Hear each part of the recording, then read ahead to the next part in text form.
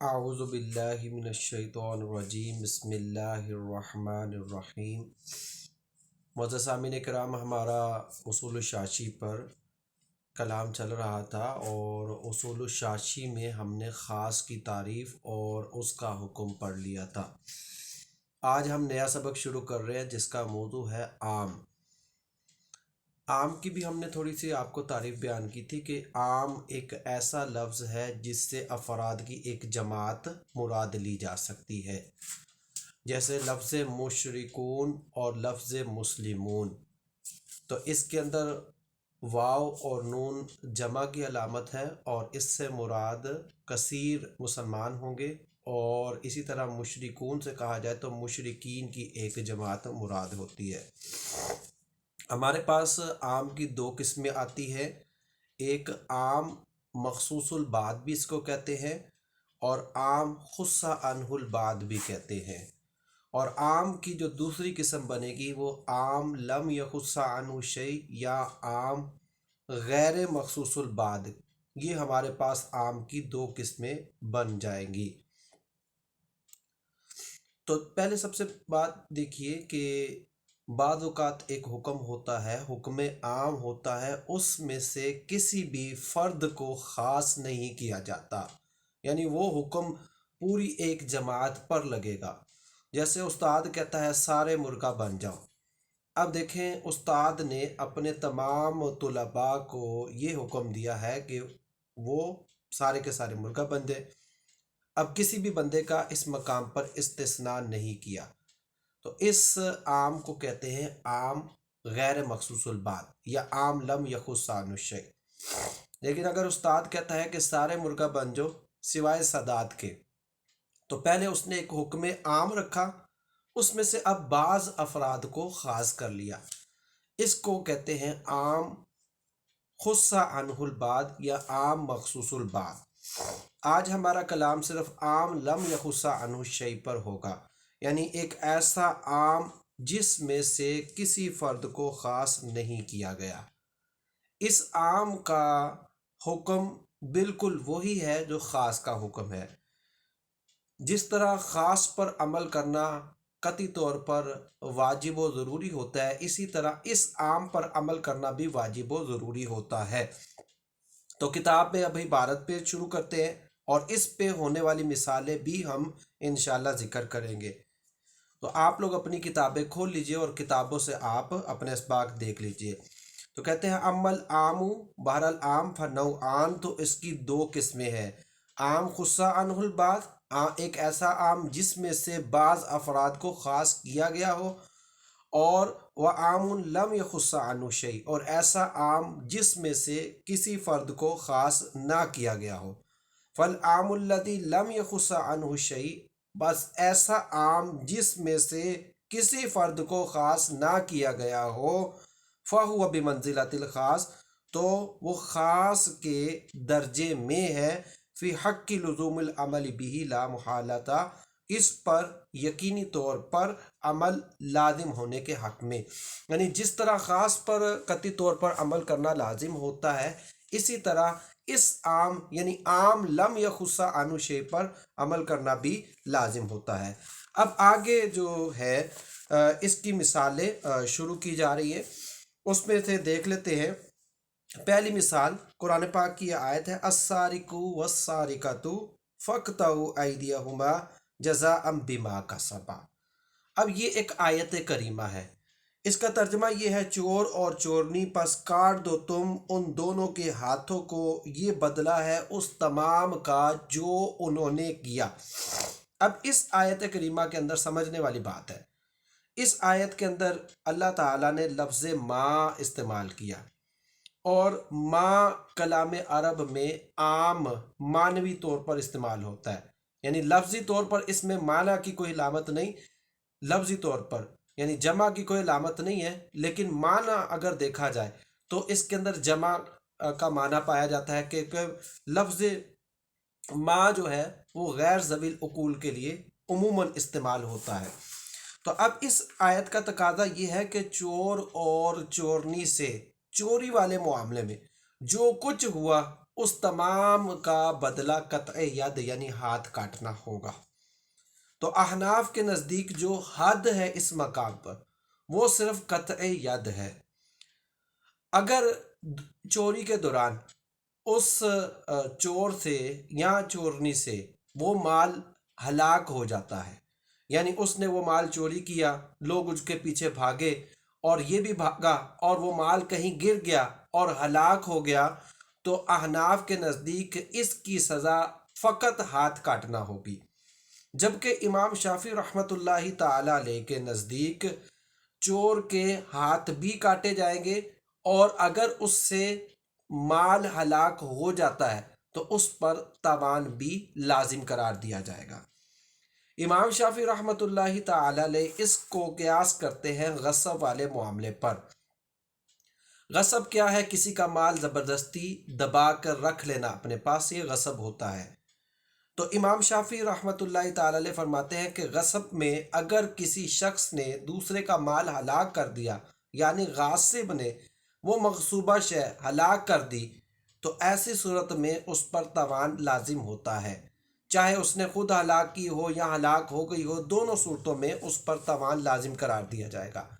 جبکہ آپ اس کو قیاس کرتے ہیں، چوری کو بھی قیاس کرتے ہیں غصب والے معاملے پر، لہٰذا اس میں بھی اگر چور سے وہ مال ہلاک ہو گیا جس کو مال مسروق کہتے ہیں، تو اس پر ہاتھ بھی کاٹے جائیں گے اور تاوان بھی لازم قرار دیا جائے گا۔ احناف یہ کہتے ہیں کہ اس آیت کریمہ میں اللہ تبارک و تعالیٰ نے اس پوری جو بھی اس سے فعل ہوا اس کی سزا رکھی ہے ہاتھ کاٹنا۔ اگر آپ اس میں ہاتھ کاٹنے کے ساتھ ساتھ تاوان لازم قرار دیں تو اب سزا دو چیزوں کا مجموعہ ہوگی، ایک قطع ید اور دوسرا تاوان۔ حالانکہ اللہ تبارک و تعالیٰ نے مکمل چور اور چورنی سے جو بھی معاملہ ہوا اس کی سزا قطع ید رکھی ہے، تو آپ جو ہے آپ کا قیاس چونکہ قرآن پاک کے عام غیر مخصوص البعد یا عام لم یخص عنہ شیء کے مقابلے میں آ رہا ہے، اور یہاں کوئی موافقت بھی ممکن نہیں، لہٰذا آپ کے قیاس کی وجہ سے چونکہ قرآن پاک کے عام لم یخص عنہ شیء میں تبدیلی واقع ہو رہی تھی، اس بنیاد پر آپ کے قیاس پر عمل نہیں کیا جائے گا۔ یہ تھا ایک پورا مسئلہ۔ اب اس مسئلے کی جو عبارت ہے اور اس میں جو ترجمہ ہے ہم اس کو دیکھ لیتے ہیں۔ تو عبارت کے اندر کہتے ہیں وَعَلَىٰ هَٰذَا قُلْنَا، اسی پر کہا، یعنی کس پر؟ یعنی اس ضابطہ کہ عام غیر مخصوص البعد یا عام لم یخص عنہ شیء اس کا مرتبہ خاص کی طرح ہے۔ کہتے ہیں اذا قطع ید السارق، جب کاٹ دیے گئے چور کے ہاتھ، بعد ما ہلک المسروق عندہ، بعد اس سے کہ ہلاک ہو گیا چوری شدہ مال چور کے پاس، لا یجب علیہ الضمان، تو احناف کے نزدیک اس پر ضمان لازم نہیں ہوگا۔ اس کی وجہ یہ بتا رہے ہیں لأن القطع، اس لیے کہ ہاتھ کاٹنا، جزاء جمیع مکتسب السارق، یہ اس تمام کی سزا ہے جو چور نے کیا یا جو چور نے کمایا۔ اور اس کی دلیل دے رہے ہیں کہ ان الکلمۃ ما عامۃ، کہ کلمہ ما عام ہے، یعنی کلمہ ما کلام عرب میں عام یعنی افراد کی ایک جماعت کو شامل ہوتا ہے۔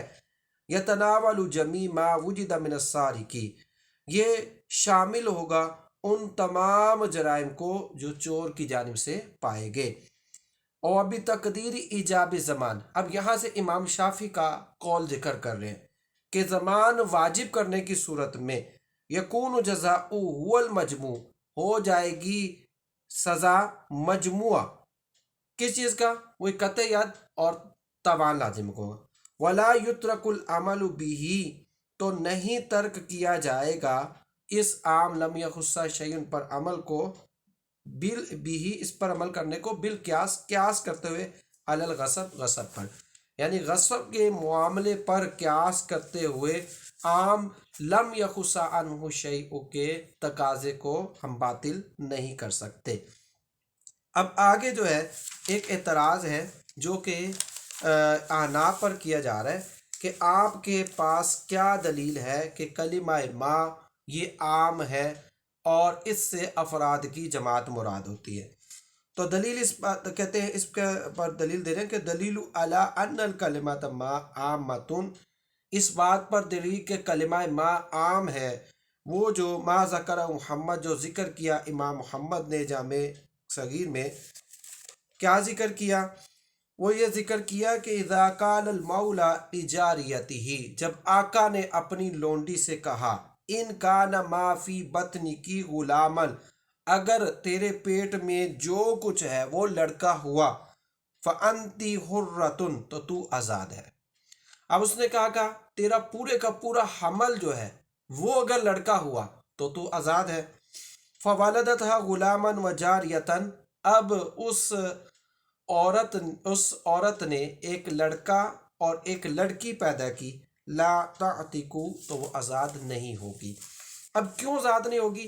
اس نے کہا کہ پورا حمل لڑکے پر مشتمل ہو، اب آدھا حمل لڑکی پر مشتمل ہے اور آدھا حمل لڑکے پر مشتمل ہے، چونکہ مکمل جو ہے حمل وہ لڑکے پر مشتمل نہیں ہے، اس لیے وہ آزاد نہیں ہوگی۔ اس سے معلوم ہوا کہ کلام عرب میں کلمہ ما یہ عموم کے لیے آتا ہے۔ اب اسی طرح دوسری ایک اور مثال ہم عام کے حکم پر، عام لم یخص عن الشیء کی ایک اور مثال دیکھتے ہیں۔ وبمثلی نقول، اسی کی مثل، یعنی جس طرح ہم نے پہلے کہا عام لم یخص عن الشیء پر عمل کرنا قطعی طور پر لازم و ضروری ہے، اور اگر اس کے مقابلے میں خبر واحد یا قیاس آ رہے ہو تو ہم اس پر تطبیق کرتے ہیں، اگر موافقت ممکن ہو تو عمل کرتے ہیں، ورنہ ہم قرآن پاک کے عام لم یخص عن الشیء پر عمل کرتے ہیں، اور جو اس کے مد مقابل ہوتے ہیں ہم اس کو ترک کر دیتے ہیں۔ ایک مثال دے رہے، فَقْرَؤُوا مَا تَيَسَّرَ مِنَ الْقُرْآنِ، اللہ تعالیٰ نے فرمایا قرآن میں سے جو تمہیں میسر ہو، جو تمہیں آسان لگے اس کو پڑھ لو۔ اب دیکھیں اس مقام پر بھی اللہ تبارک و تعالیٰ نے ما کا لفظ استعمال کیا ہے، یعنی جو کچھ تمہیں قرآن سے آسان لگے، میسر آئے، اب اس کو تم پڑھ لو۔ اب کلمہ ما عام ہے، اب ما استعمال کیا، اب ما کا تقاضا یہ ہے کہ پورے قرآن میں سے جو بھی پڑھ لیا جائے اس سے تمہاری نماز ادا ہو جائے گی۔ اب اس مقام پر اللہ تبارک و تعالیٰ نے فقرؤ کا لفظ استعمال کیا، قرات کرو۔ کلام عرب میں قرات کا اطلاق کم از کم ایک آیت پر ہوتا ہے، اور ایک سے کم آیت کو کلام عرب میں قرات نہیں کہتے۔ اب احناف کہتے ہیں کہ جو ما یہ پورے قرآن کے لیے بھی بولا جا سکتا ہے اور ایک آیت پر بھی قرات کا اطلاق ہو سکتا ہے۔ اب اس مقام پر حکم کیا ہے؟ قرات کرنی ہے، اب چاہے ایک آیت کر لو چاہے پورا قرآن پڑھ لو۔ اب یقینی طور پر جب ایک چیز کے اندر قلیل بھی ہو اور کثیر بھی ہو تو قلیل تو کم از کم یقینی ہے، اور کثیر کے متعلق یعنی کل قرآن کے متعلق شبہ پیدا ہو سکتا ہے، لیکن ایک آیت پر تو سب کا اتفاق ہو سکتا ہے۔ لہذا احناف کے نزدیک ایک آیت کا نماز میں پڑھنا فرض ہے، اگر کوئی ایک آیت پڑھ لیتا ہے تو اس کا فرض ادا ہو جائے گا، اور اگر ایک آیت بھی نہیں پڑھی تو قرات والا فرض ادا نہ ہوا، جب قرات والا فرض ادا نہ ہوا تو پھر اس کی نماز نہیں ہوگی۔ اب قرآن پاک کے اس عام لم یخص عن الشیء کا تقاضا یہ ہے کہ ایک آیت پڑھنا فرض ہے، لہذا سورہ فاتحہ پڑھنا اور یہ کہنا کہ سورہ فاتحہ نہ پڑھی تو نماز نہیں ہوگی، احناف کے نزدیک یہ درست نہیں، کیونکہ ما عموم کا تقاضا کرتا تھا اور اس میں قرات کا حکم تھا، اور قرات کا ایک آیت پر ہوتا تھا، لہذا احناف کے نزدیک ایک آیت کا پڑھنا فرض اور لازمی اور ضروری ہے۔ اب اس مقام پر امام شافعی رحمۃ اللہ علیہ فرماتے ہیں کہ سورہ فاتحہ کا پڑھنا یہ فرض ہے، اور اگر کسی نے سورہ فاتحہ نہ پڑھی تو پھر اس کی نماز نہیں ہوگی، اور امام شافی اس پر حدیث لاتے ہیں لا صلاۃ الا بفاتحۃ الکتاب. نبی کریم صلی اللہ علیہ وسلم نے ارشاد فرمایا جس نے سورہ فاتحہ نہ پڑھی اس کی نماز نہیں ہوگی. اب دیکھیں امام شافی رحمۃ اللہ تعالی علیہ سورہ فاتحہ کو فرض قرار دے رہے ہیں. احناف کے نزدیک اس مقام پر فرض ایک ہی آیت ہے. اب احناف کہتے ہیں کہ آپ جو ہے قرآن پاک کے عام لم یخص عن شیء کے مقابلے میں یا عام غیر مخصوص کے مقابلے میں آپ خبر واحد لا رہے ہو، اور اگر خبر واحد پر عمل کیا جائے یعنی سورہ فاتحہ کو لازم قرار دیا جائے تو قرآن پاک کے عام لم یخص عن شیء کے تقاضے کو بدلنا لازم آئے گا، اور خبر واحد کے ذریعے قرآن پاک کے عام لم یخص عن شیء کو بدلنا جائز نہیں. ہاں ہم ان کے درمیان موافقت کریں گے، ان کے درمیان ہم تطبیق کرتے ہیں، ایک ایسا معنی متعین کرتے ہیں جس میں دونوں پر عمل ہو جائے. وہ اس طرح کہ مطلقاً کسی بھی آیت کا پڑھنا فرض قرآن پاک کی فقرؤ ما تیسر من القرآن کی روح سے، اور سورہ فاتحہ کا پڑھنا واجب اس حدیث پاک کی وجہ سے. لہٰذا اگر کسی نے بالکل ایک آیت بھی نہ پڑھی تو اس کی نماز ہوگی نہیں. اگر آیت پڑھ لی لیکن سورہ فاتحہ نے پڑھی اور بھولے سے رہ گئی تو پھر اس صورت میں ترک واجب ہوگا، اور ترک واجب کی وجہ سے پھر سجدہ صاحب وغیرہ کے جو دیگر احکام ہیں جو کہ دیگر کتب فقہ میں موجود ہے وہ پھر لازم ہوں گے. تو یہ تھا ایک دوسرا مسئلہ. اب ہم اس مسئلے کو کتاب سے دیکھتے ہیں عبارت پڑھ کے اور پھر اس کا ترجمہ بھی کر لیتے ہیں.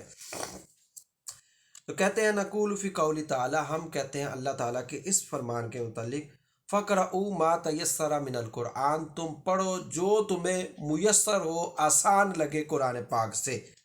فإنہ عام فی جمیع ما تیسر من القرآن، پس یقیناً اللہ تبارک و تعالیٰ کا قول تمام قرآن پاک کے بارے میں عام ہے جو بھی نمازی کے لیے آسان ہو. اور ومن ضرورتی ہی، اور اس ماں کے عموم کی ضرورت یہ ہے عدم توقفی جوازی علی قراءۃ الفاتحہ، کہ سورہ فاتحہ کی قراءت پر نماز کے جائز کا موقوف نہ ہونا. یعنی کہنے کا مقصد یہ ہے چونکہ عموم ہے، اس کا مطلب یہ ہے کوئی بھی آیت پڑھ لو آپ کی نماز ہو جائے گی، صرف سورہ فاتحہ پر ہی آپ کی نماز جائز ہوگی، اس کا موقوف ہوگی، یہ ضروری نہیں ہے. اور پھر وہ جو تو امام شافی کا مذہب بیان کر رہے ہیں، وجاء فی الخبر، ایک حدیث میں آیا ہے انہ قال، نبی کریم صلی اللہ علیہ وسلم نے ارشاد فرمایا لا صلاۃ الا بفاتحۃ الکتاب، کہ جس شخص نے سورہ فاتحہ نہ پڑھی اس کی نماز نہیں ہوگی. فعملنا بہما علی وجہ، اب ہم عمل کریں گے دونوں پر، یعنی قرآن پر بھی اور خبر واحد پر، اس صورت میں لا یتغیر بہ حکم الکتاب، کہ قرآن کا حکم اس میں تبدیل نہ ہو. بأن نحمل الخبر علی نفی الکمال، کہ ہم جو حدیث میں فرمایا کہ اس کی نماز نہیں ہوگی، اس سے مراد یہ ہے کہ اس کی نماز کامل نہیں ہوگی.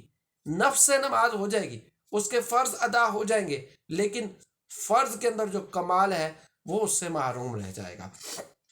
تو یہاں فضیلت کی نفی ہے، یعنی لا صلاۃ الا بفاتحۃ الکتاب. لا اگرچہ نفی کے لیے آتا ہے لیکن مراد یہ نہیں کہ اس کی نماز سرے سے نہیں ہوئی، مراد یہ ہے کہ اس کی نماز کامل طریقے سے نہیں ہوئی. تو کہتے ہیں بِأَن نَحْمِلَ الْخَبْرَ عَلَى نَفْيِ الْكَمَالِ، کہ ہم اس مقام پر خبر کو محمول کریں گے کمال کی نفی پر، کہ کامل طریقے سے اس کی نماز ادا نہیں ہوئی.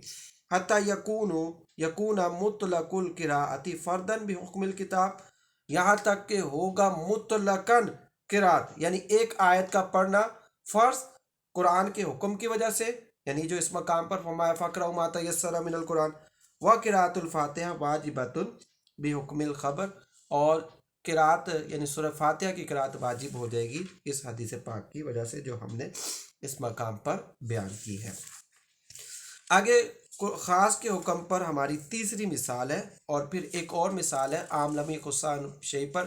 تو آج ہم انشاءاللہ عام لم یخص عنہ شیء مکمل کر لیتے ہیں۔ ہمارے پاس اگلی جو تیسری مثال ہے وہ اس طرح قرآن پاک کی آیت ہے وَلَا تَأْكُلُوا مِمَّا لَمْ يُذْكَرِ اسْمُ اللَّهِ عَلَيْهِ، کہ نہ کھاؤ تم اس جانور پر جس پر بوقت ذبح اللہ کا نام نہ لیا جائے۔ اس مقام پر بھی اللہ تعالیٰ نے فرمایا لا تاکلوا مما، اس جانور کو، ما عموم ہے، تو جو بھی حلال جانور ہے اس پر، یعنی ما عموم ہے، اس کی عمومیت کا تقاضا یہ ہے کہ جس بھی حلال جانور پر بوقت ذبح اللہ تعالیٰ کا نام نہ لیا جائے وہ حرام ہے، چاہے جان بوجھ کر ہو یا بھولے سے۔ تو اس اعتبار سے اس کا تقاضا تو یہی ہے۔ لیکن جو بھول والی صورت ہے، یعنی انسان بسم اللہ کہنا چاہتا تھا لیکن ذبح کرتے وقت بھول گیا، تو اب بھول والی صورت کے متعلق نبی کریم صلی اللہ علیہ وسلم کا یہ فرمان ہے رفع عن امتی الخطا والنسیان، میری امت سے خطا اور نسیان، خطا یعنی جس میں انسان کا قصد نہ ہو، اور نسیان کہ جس میں انسان ایک کام کرنا بھول گیا، اس کو یاد ہی نہ رہا، کہ مثلا مثال کے طور پر نسیان یہ ہے کہ اس کو یاد ہی نہیں رہا کہ میں نے روزہ رکھا ہے اور کھا لیا، تو یہ بھول تھی۔ تو اب اس آیت سے، اس حدیث سے اس آیت کے اندر تھوڑی تخصیص پیدا ہو گئی کہ خطا والی صورت میں یا نسیان والی، یعنی اگر کسی سے بھولے سے بسم اللہ رہ گئی تو ایسی صورت میں وہ جانور حلال ہو جائے گا۔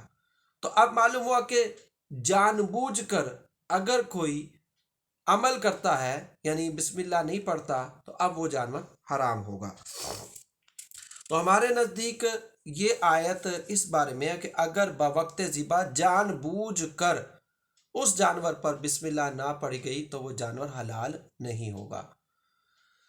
جبکہ امام شافعی رحمۃ اللہ تعالی علیہ فرماتے ہیں اگر کسی نے جان بوجھ کر بھی بسم اللہ ترک کر دی تو وہ جانور حلال رہے گا، اور اس پر وہ حدیث پیش کرتے ہیں، اور حدیث کچھ اس طرح ہے کہ نبی کریم صلی اللہ علیہ وسلم سے صحابہ کرام نے ایک ایسے جانور کے متعلق پوچھا جس پر بوقت ذبح جان بوجھ کر بسم اللہ ترک کی گئی تھی، تو نبی کریم صلی اللہ علیہ وسلم نے فرمایا کہ آپ اس جانور کو کھا لو کہ ہر مسلمان کے دل میں اللہ کا نام ہوتا ہے۔ امام شافعی فرماتے کہ سوال بھی اسی جانور سے متعلق ہوا تھا جس پر جان بوجھ کر بسم اللہ نہیں پڑھی گئی تھی، تو اس سے معلوم ہوا کہ جان بوجھ کر بسم اللہ اگر ترک بھی ہو گئی تب بھی جانور حلال ہو جائے گا۔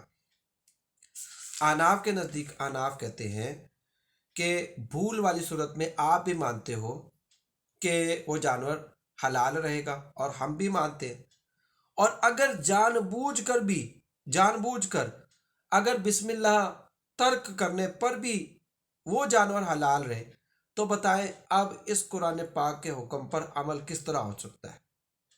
کوئی بھی ممکن نہیں۔ یعنی بسم اللہ ترک کرنے کی دو ہی صورتیں ہیں، یہاں جان بوجھ کر ہوگی یا بھولے سی۔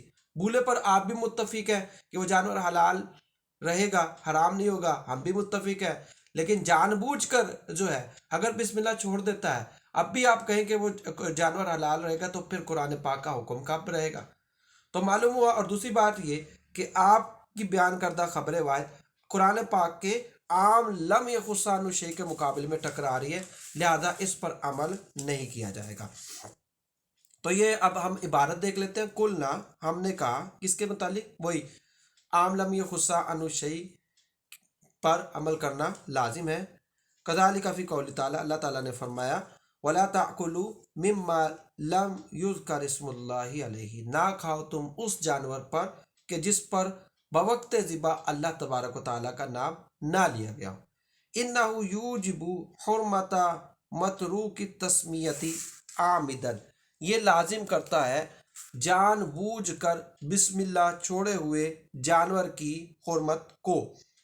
وجاء فی الخبر، اب یہاں سے امام شافعی کا مذہب بیان کریں، اور آیا ہے حدیث پاک میں انہ علیہ السلام، بے شک آپ صلی اللہ علیہ وسلم سے سئل عن متروک التسمیۃ عامداً، جان بوجھ کر بسم اللہ چھوڑے ہوئے جانور کے متعلق سوال کیا گیا۔ فقال کلوہ، نبی کریم صلی اللہ علیہ وسلم نے ارشاد فرمایا تم اس کو کھاؤ۔ फ़इन्न तस्मियत अल्लाह ताला, बस बेशक अल्लाह तबारक व ताला का नाम फ़ी क़ल्बि कुल्लि इम्रिइन मुस्लिमीन, हर मुसलमान के दिल में होता है।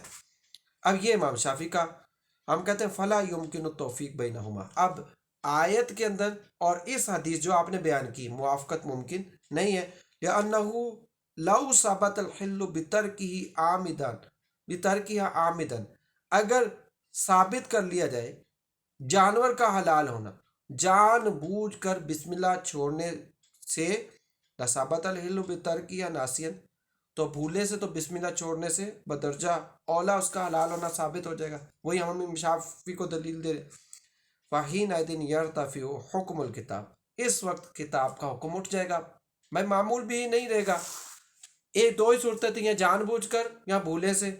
अब भूले पर आप भी इत्तेफाक करते हैं, जानबूझ कर भी तर्क करने पर हम कहें कि जानवर हलाल रहेगा, तो बताएं कुरान का हुक्म कहाँ रहेगा। यरतफ़ी हुक्मुल किताब फ़युतरकुल खबर, तो इस खबर पर अमल को तर्क कर दिया जाएगा। अब हम इस आम जो है मखसूसल बाद लम यखुसान शै की चौथी मिसाल और आखिरी मिसाल देखते हैं। वो मिसाल है व उम्महातुकुम अल्लाती अरदअनाकुम।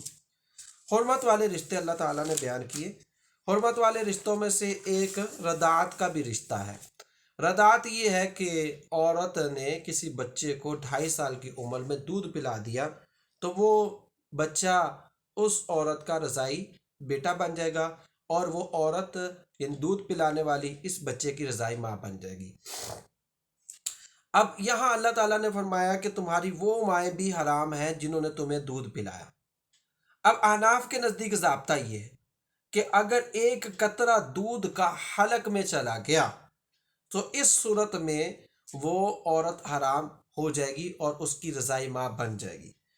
जबकि इमाम शाफी रहमतुल्लाहि ताला अलैह पर इसमें फिर एक पिस्तान से पीना या 2 पिस्तानों से पीना तब भी हुर्मत होगी, या 1-2 घूंट लगाने से हुर्मत नहीं होगी, इमाम जहाँ शाफी जैसे फरमाते हैं, तो ये दुरुस्त नहीं है। अहनाफ के नज़दीक यही है कि एक घूंट भी चला गया या एक पिस्तान से पी लिया तब भी हुर्मत साबित हो जाएगी। जबकि इमाम शाफी फरमाते हैं 1 या 2 मरतबा बच्चे के पिस्तान चूसने से हुर्मत साबित नहीं होगी। इसी तरह एक पिस्तान चूसने से और दूसरे नहीं चूसता तब भी हुर्मत साबित नहीं होगी। हम कहते हैं कि आपकी बयान करदा हदीस, इस पर वो हदीस भी बयान करते हैं, ख़बर वाहिद है, और ख़बर वाहिद कुरान पाक के आम लम यखुस्सानु शै के मुकाबले में टकरा रही है, और ज़ाब्ता ये है कि अगर इनके दरमियान मुआफ़क़त होती है तो मुआफ़क़त करेंगे। अब इस मकाम पर मुआफ़क़त मुमकिन नहीं, लिहाजा आपकी बयान करदा हदीस को इस मकाम पर तर्क कर दिया जाएगा। इसी तरह कहते हैं कज़ाली का, इसी तरह यानी आम गैर मखसूसल बाद या आम लम यखुस्सानु शै के मुकाबले में जब ख़बर वाहिद या क़यास है तो हम तर्क कर देते हैं। उसकी मिसाल कौलुहु ताला, अल्लाह ताला का ये फरमान, व उम्महातुकुम अल्लाती अरदअनाकुम, और तुम्हारी वो माएँ जिन्होंने तुम्हें दूध पिलाया वो भी हराम है। यक्तज़ी भी उमूम ही, आयत अपने उमूम की वजह से तकाजा करती है हुर्मत निकाहिल मुर्दिआती, दूध पिलाने वाली औरत से निकाह की हुर्मत का। वक़द जाअ फिल ख़बर, और तहकीक आया है ख़बर में, ला तहरुमुल मस्सतु वलल मस्सतान वलल इमलाजतु वलल इमलाजतान, यानी एक दफ़ा चूसने या 2 दफ़ा चूसने या एक पिस्तान से चूसने या दूसरे पिस्तान से चूसने से हुर्मत साबित नहीं होगी। फलम युमकिन तौफ़ीक़ बैनहुमा, अब मुआफ़क़त मुमकिन नहीं है। फ़युतरकुल ख़बर, तो अब ख़बर पर अमल को तर्क कर दिया जाएगा। लिहाजा एक कतरा अहनाफ के नज़दीक भी अगर दूध का चला गया बच्चे के हल्क में तो वो औरत इस बच्चे की रज़ाई माँ बन जाएगी। तो यहाँ तक हमारा आम लम यखुस्सा अनु शै का सबक मुकम्मल हो गया। आप हमारे लेक्चर ज़रूर सुना करें, आगे शेयर भी करें, और तुलबा अगर इसको मेहनत से सुनते हैं तो वो ना सिर्फ उनके असबाक ये आसानी हल हो जाएंगे, बल्कि मेरा लेक्चर सुनने के बाद बतौफीक इलाही वो इस किताब को पढ़ाने पर भी कादिर हो जाएंगे। अल्लाह तबारक व तआला से दुआ, जो कुछ सुना पढ़ा इस पर अमल करने की तौफीक अता फरमाए। को गलती हुई तो अल्लाह तबारक व तआला अपने फजल से मुआफ़ फरमाए। وما علینا الا البلاغ المبین۔